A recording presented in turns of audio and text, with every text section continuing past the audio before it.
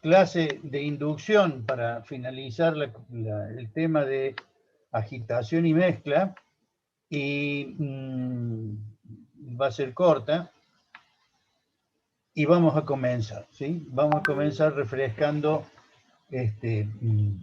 conceptos que ya hemos vertido en las clases anteriores. Quiero ver si...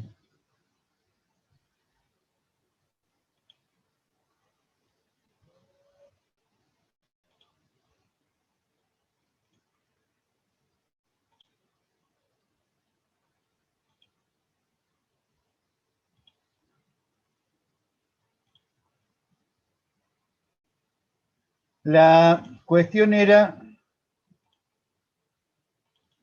quiero ver,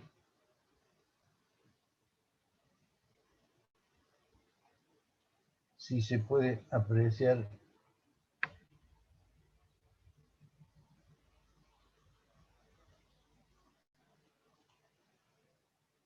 ¿Se ve esta foto?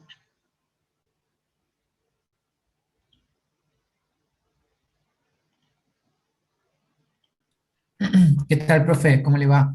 ¿Cómo le va? No, ¿Se ve la foto ahí de, sí se ve, ahí sí. de ecuaciones? Sí, Bien.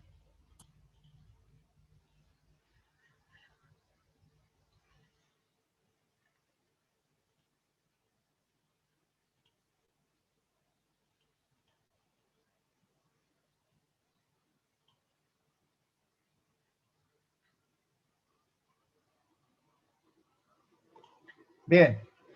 Recuerden ustedes que nosotros habíamos hablado sobre agitación de fluidos para lograr la hegemonía de la mezcla de dos fluidos, para lograr la calefacción o enfriamiento de un fluido a través de camisas de calor o serpentines de frío, y habíamos hablado de dos tipos de rodetes. Habíamos hablado de...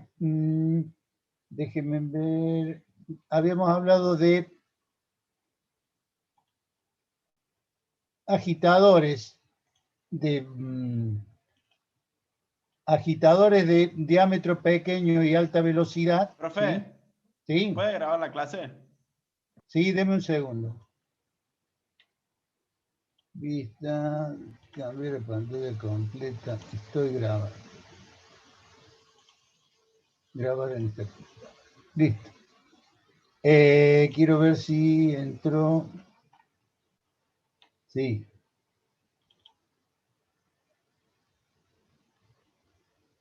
No, esto no.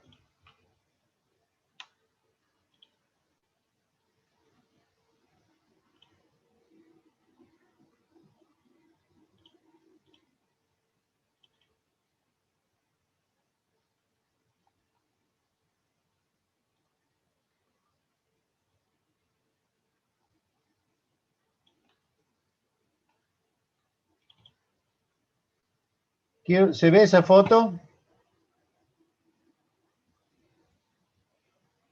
¿Se ve el dibujo?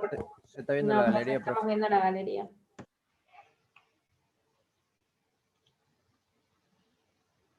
Están viendo la galería y no ven la foto. Sí, así es. ¿No ven secuencia de foto?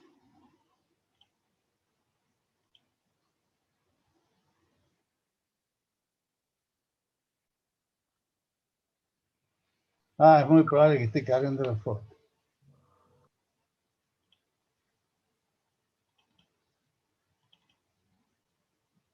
Bien, habíamos hablado de agitadores de bajo diámetro y de alta velocidad, y de agitadores de gran diámetro y de baja velocidad, de los cuales habíamos hablado de del agitador de 3 paletas de hélice marina, y el agitador de paletas, ¿sí? No se ve la foto.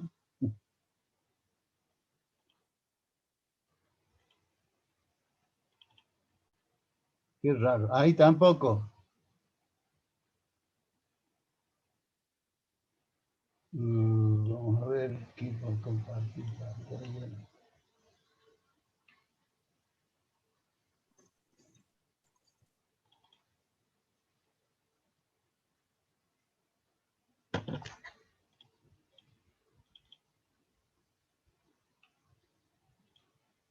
Ahora sí se ve, profe.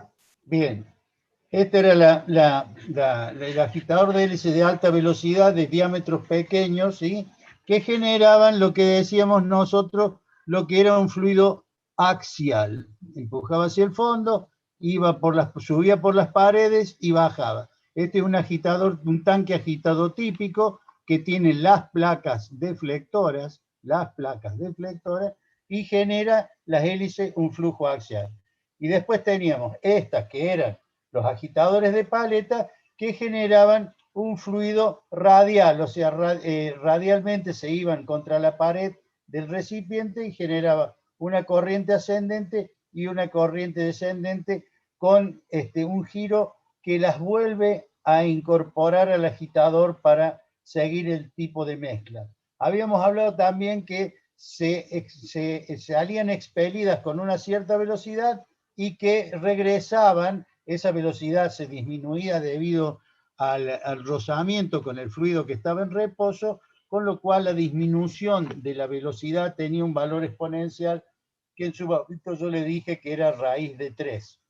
Estas son las paletas de gran diámetro y de baja velocidad, que esto se llama la paleta de ancla, ¿sí? Paletas de ancla van a encontrar tipos semejantes en los que son las amasadoras, ¿sí? Las amasadoras de pan, en los mismos multiprocesadoras de que tienen en su casa, hay este tipo de agitador que son de superficie ancha, y este es ideal porque, digamos, copia el perímetro del tanque, con lo cual va rascando la pared interna del tanque en caso que nosotros estemos calentando el fluido y necesitemos que no se pegue contra la chapa caliente del agitador, del tanque agitado. Estas son de bajas revoluciones y para fluidos que son un poco más viscosos que los newtonianos, ¿sí?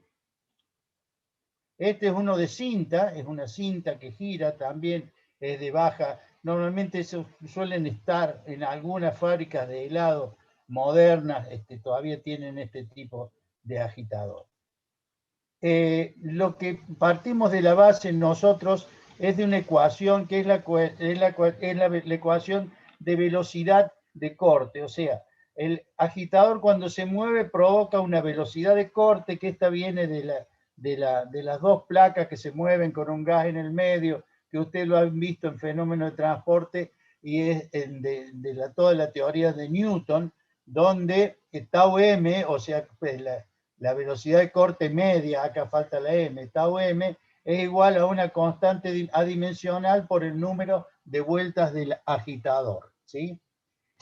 Para un líquido mezclado en un tanque con un agitador rotativo, la velocidad siempre de corte va a ser máxima en las proximidades del agitador, ¿sí? Si ustedes ven, acá son máximas las velocidades, y nosotros habíamos visto, si se recuerdan en la clase pasada, cómo era la distribución de velocidades dentro de un tanque, o sea, salía disparado a 1.25, a un valor absoluto de 1.25, y volvía, acá se hacía 0.1, 0.5, y volvía con 0.22, 0.3, 0.25, y decíamos que esa variación exponencial de la velocidad por rozamiento, en este caso yo le había dado el dato, que era la raíz cúbica de raíz cúbica de la velocidad, ¿sí? Es decir, la velocidad sale a alta velocidad y regresa a muy baja velocidad por el rozamiento a través del fluido en reposo.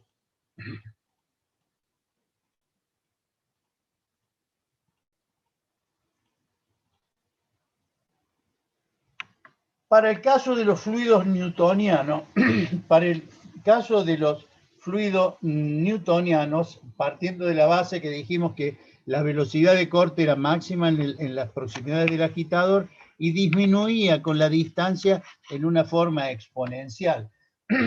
Para los fluidos newtonianos, la viscosidad dinámica es independiente de la velocidad de corte, eso ya lo saben ustedes, es independiente de la velocidad del corte, con lo cual la viscosidad dinámica es la misma en todas las partes del tanque agitado. Eso cuando ocurre cuando el líquido es newtoniano.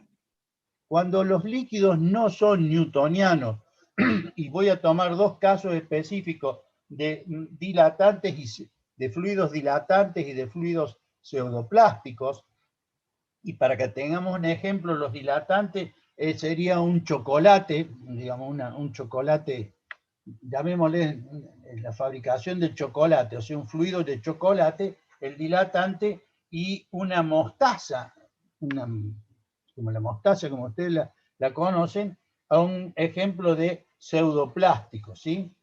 En un líquido newtoniano, la viscosidad dinámica suele modificarse con la distancia, ¿sí? En los pseudoplásticos, la viscosidad aparente es mínima a la cercanía del agitador, a la cercanía del agitador, y tiene un aumento con la distancia de esa viscosidad aparente. Mientras que en los pseudoplásticos no. Entonces, a unos va a haber que mezclarlo a alta velocidad y al otro hay que mezclarlo con baja velocidad. Y hay un principio de eficiencia de la agitación que dice que debo agitar en el menor tiempo posible con la menor cantidad de potencia por unidad de volumen de fluido que hay dentro del agitador.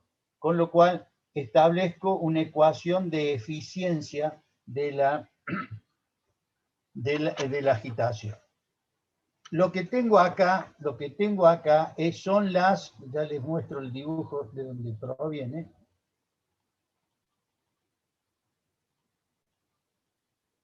Este es el agitador típico, donde están las medidas del bafle, que ya lo vimos en la clase pasada, la medida del bafle, el ancho, el largo de la paleta, el alto de la paleta, el diámetro del agitador, en la distancia HA del agitador al fondo del recipiente, diámetro D sub T del tanque y HT, la altura del líquido en el tanque. Esas eran, en principio, algunas de las constantes geométricas que eran adimensionales, ¿sí? Y que formaban parte de la ecuación de los números adimensionales del cálculo del agitador. Entonces, el diámetro del agitador es 1/3 del diámetro del tanque, la altura, etcétera, etcétera. Acá tienen las distintas variables de diseño. Uno de los valores que se encuentran por ahí y que a mí me sirvió muchísimo porque no tenemos muchas veces una idea conceptual o mental de cómo diferenciar lo que es baja, media y alta agitación. Entonces se genera lo que se llama una tip speed o velocidad periférica, ¿sí? La velocidad periférica, si ustedes se acuerdan, en la clase pasada el agitador gira, tiene una velocidad en el extremo, que es la velocidad periférica, que se le oponía a la fuerza de frotamiento. Y de ahí sacamos algunos de los números adimensionales, ¿sí? Entonces, acá directamente hablan de velocidad periférica o tip speed, y habla de que de 2 a 5 a 3,3 agitación baja, de 3,3 a 4,1 metros segundo es agitación media, y de 4,1 a 5,6 es agitación alta, ¿sí? Esto es un dato que normalmente no se encuentra en mucha bibliografía y que en realidad suele ser un camino para encontrar lo que es el cambio de escalas, entre un agitador pequeño y uno más grande, o lo que se dice de lograr un agitador más grande y que sea geométricamente semejante. En la agitación normalmente lo que se define es un caudal volumétrico, Q sub A, que es igual a una constante geométrica por el volumen desplazado por N. Y acá en volumen de circulación o desplazamiento de volumen, debo decir que el volumen desplazado o volumen de circulación es la capacidad de bombeo que tiene el rodete agitador, ¿sí? Recuerden que la agitación es como si fuese una bomba de agua abierta. Al decir yo bomba de agua abierta, quiere decir que al decir bomba está impulsando fluido, ¿sí? Entonces, el impulso del fluido es lo que se llama las velocidades de circulación o efecto de bombeo del agitador. Debe ser máxima. ¿Para qué? Para que cuando yo empuje con el rodete, el fluido que sale despedido del rodete debe poder llegar hasta los últimos rincones del tanque agitado, poner en movimiento el fluido que está alejado de la hélice y poder regresar a la hélice para volver a ser impulsado, ¿sí?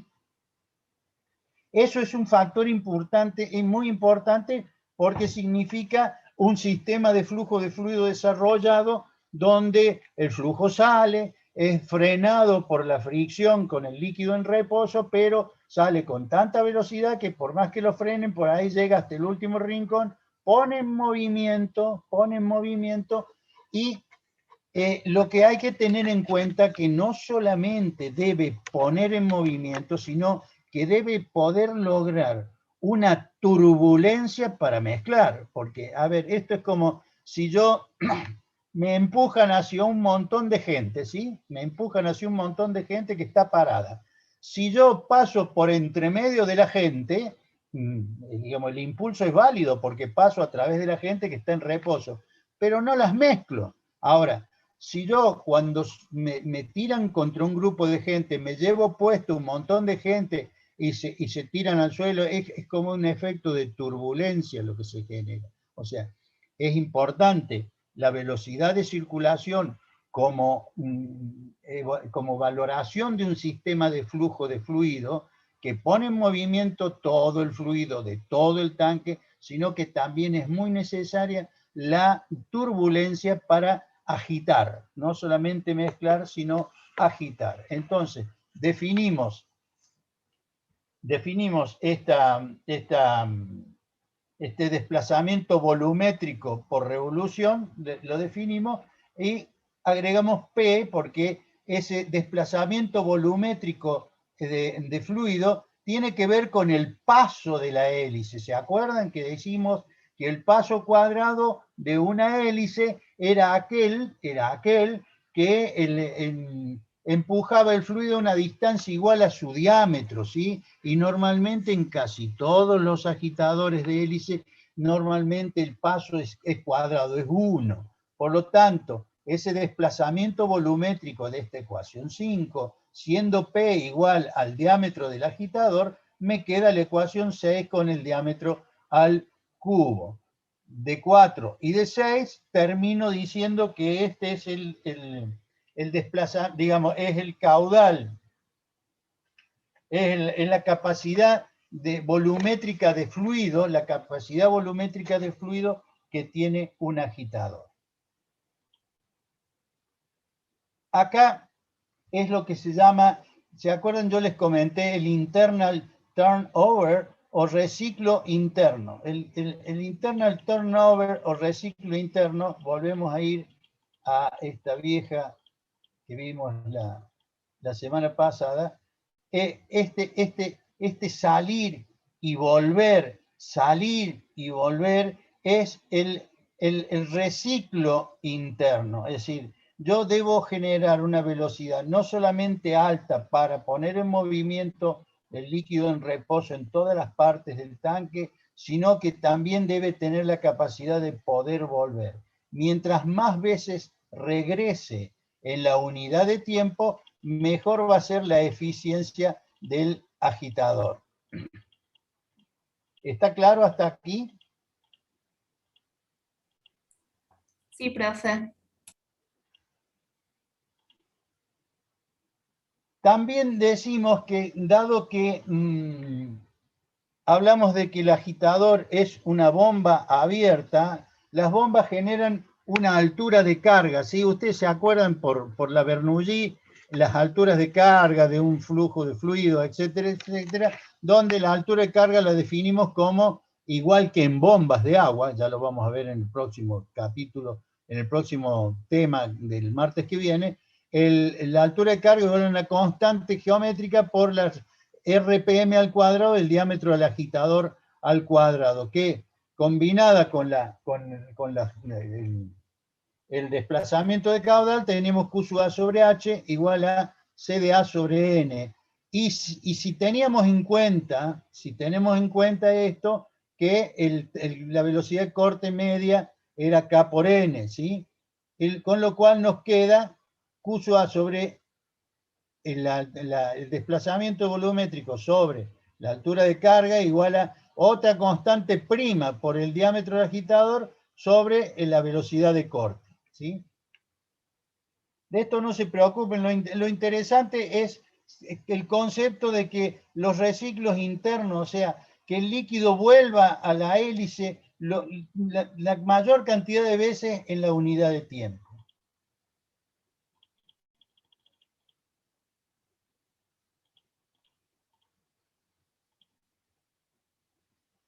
Vamos a hacer como en la clase pasada un análisis de los grupos adimensionales, porque el cálculo, dijimos que el cálculo de los agitadores se basaba en una combinación de números adimensionales y habíamos hablado el número de potencia, el número de Reynolds mezcla, el número de Fruit mezcla y el número de Weber mezcla. En este desarrollo que voy a hacer hoy aparece el número de Weber, que en realidad no lo vamos a usar por agitación y mezcla, sino que se usa en lo que es separaciones líquido-líquido, ¿sí?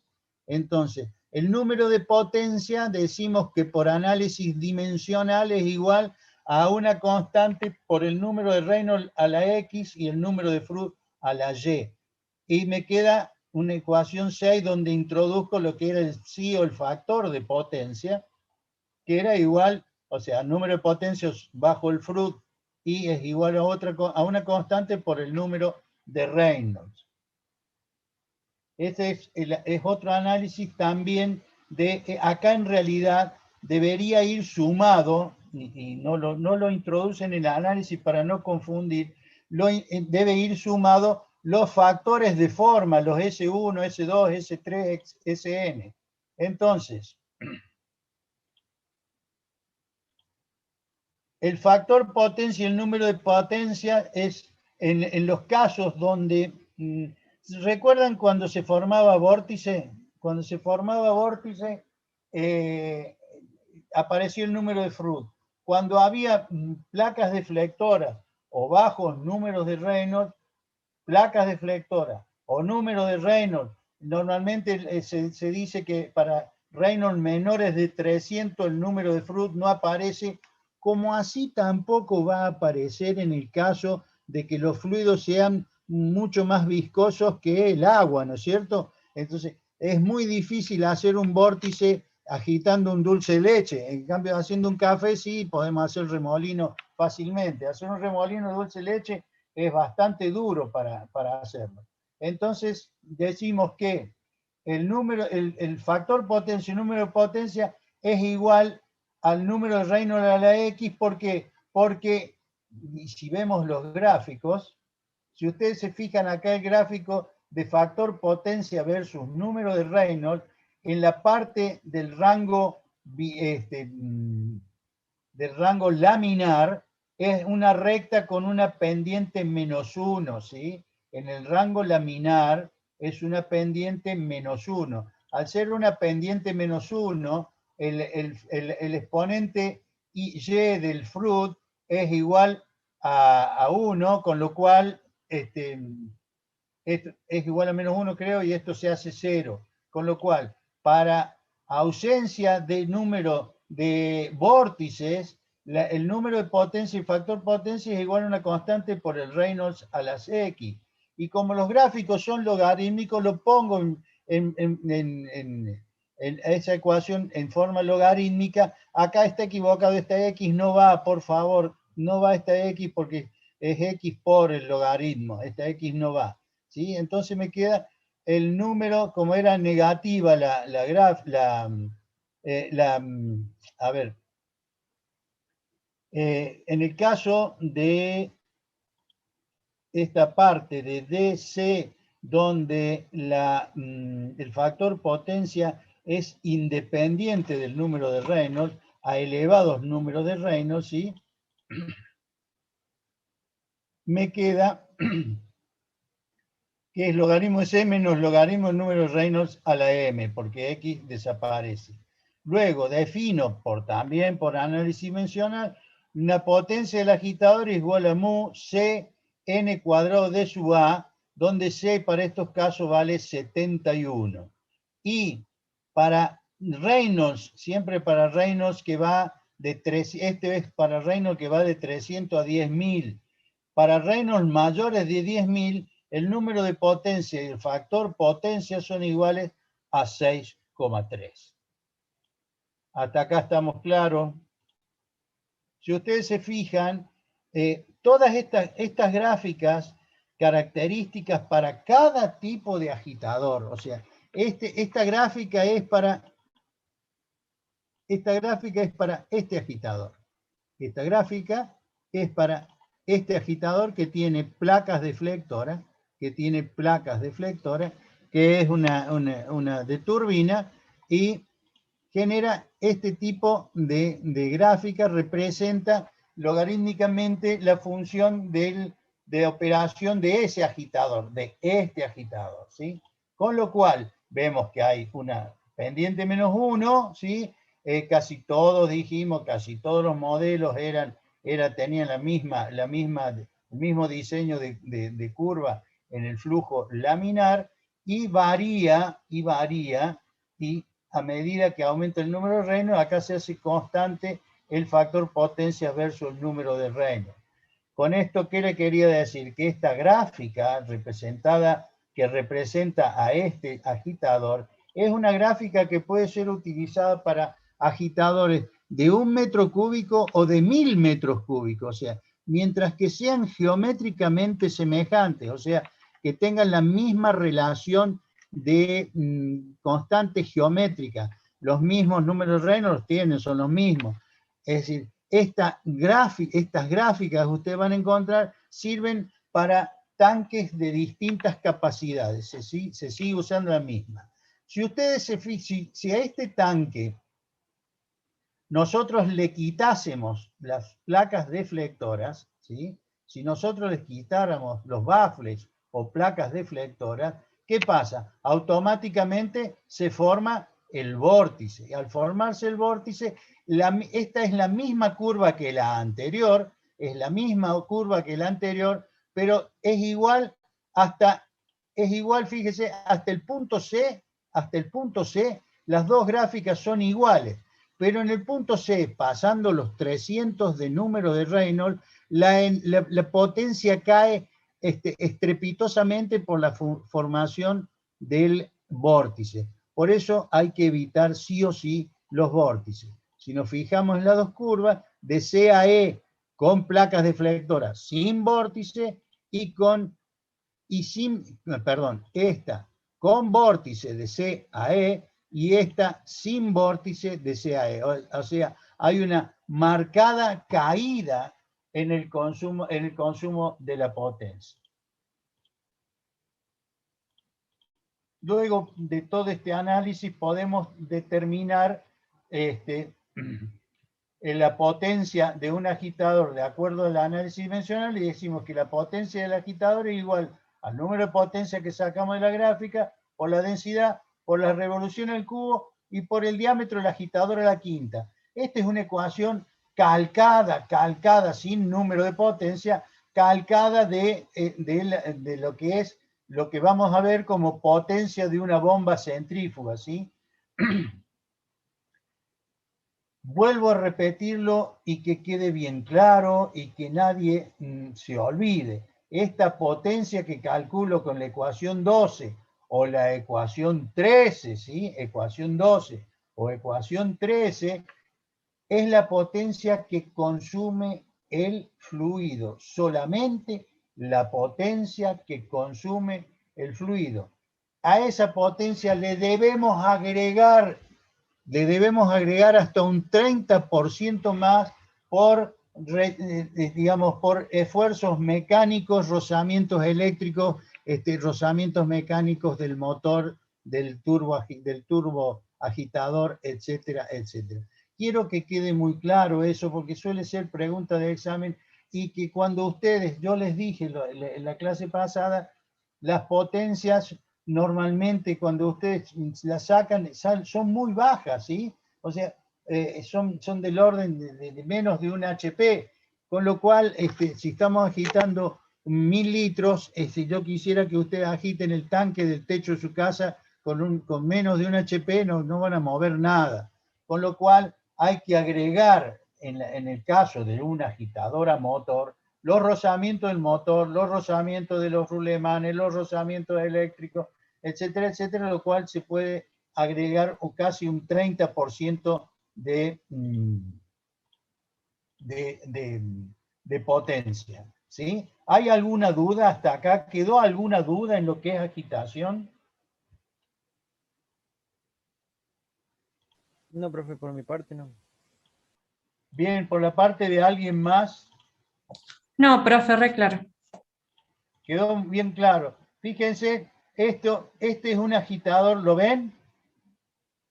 Sí, profe, se ve. Bien, este es un agitador combinado. Este es un agitador combinado donde tiene un motor y otro motor. Este motor mueve las hélices de 2 palas, ¿sí? O de paleta de 2 palas, y el otro motor mueve este agitador periférico que es parecido a un agitador de ancla, ¿sí?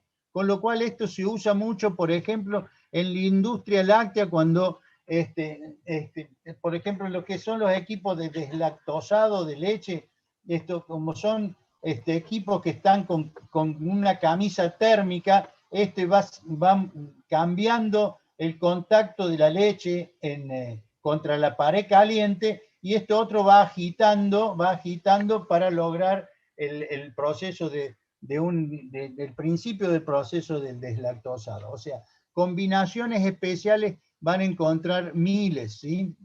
Quiero ver si hay otra foto.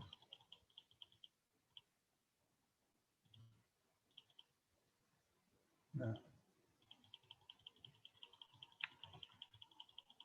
De otros agitadores, pero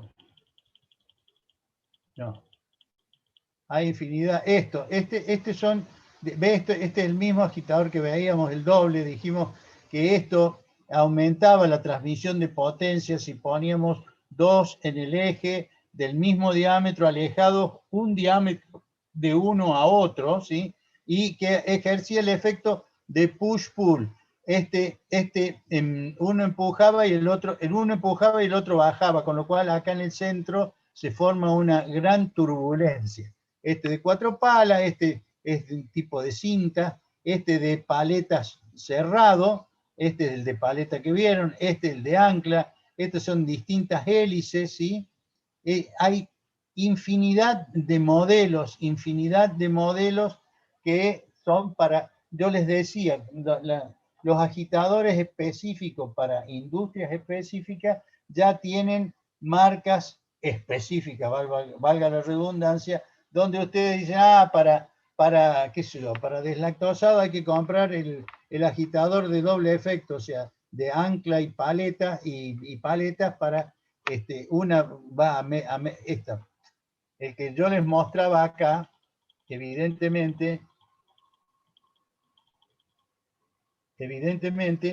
las velocidades son totalmente diferentes. Estas normalmente son de pequeño diámetro y alta velocidad, y estos son de gran diámetro y de baja velocidad. O sea que a su vez estas de alta velocidad usan estas como placas deflectoras, ¿sí? Usan a esto como placa deflectora, porque si yo tengo que remover el fluido que se está calentando en la pared interna del tanque, no puedo tener placas deflectoras. Entonces, virtualmente este agitador de esta forma es como si yo tuviera 2 placas deflectoras que van girando dentro del tanque y que me cubren el trabajo de los agitadores de bajo diámetro y de alta velocidad, ¿sí?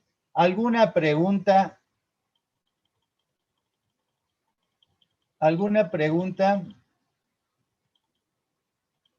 No, profe. ¿No? Al menos de mi parte, no. Bien, ¿y de parte de quién? Dijo uno.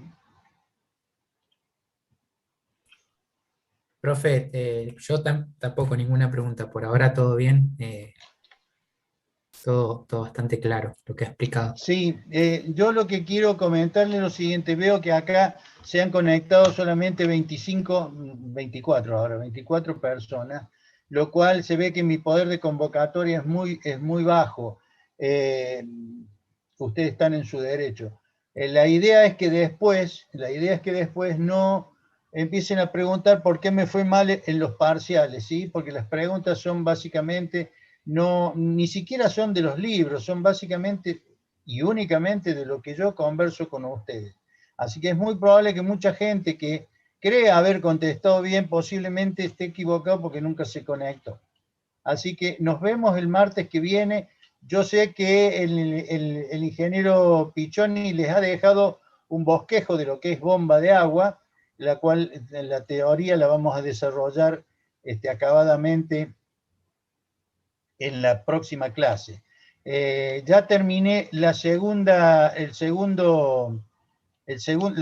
cohorte, o sea, el grupo 2 ya lo terminé, me falta terminar el grupo 3, el último grupo. O sea, la comisión 1 está, la comisión 2 también, falta la comisión 3, que yo calculo que esta semana va a estar. Ergo, del grupo 1, todas las notas del grupo 1 están, o sea, lo que yo tengo, ergo, en lo que me dice la máquina, digamos, lo que está subido en el aula virtual, ahí están, yo corregí todo. Y no me aparece cargado en autogestión. Ya lo voy a revisar. Hágame un favor, Ergo, mándame un mail. Mándame un mail diciendo, acuérdese de mí, profe, que no figura en autogestión. Entonces Dale, yo reviso, así que de ahí yo deduzco qué es lo que pasó. Nos vemos, chicos. Perfecto. Gracias. Perfecto, Renata, hasta Profe, luego. una Sí. pregunta. ¿Sabe cuándo va a ser el segundo parcial teórico? Porque Cuando terminemos bombas y cañerías. Bien. Y otra consulta, como los próximos 2 lunes el profe Piccioni ya dijo que no iba a estar presente, no podía dar clases, nosotros seguiríamos con las clases normalmente el martes, los martes. O sea que el lunes que viene, ustedes el lunes que viene tienen, yo creo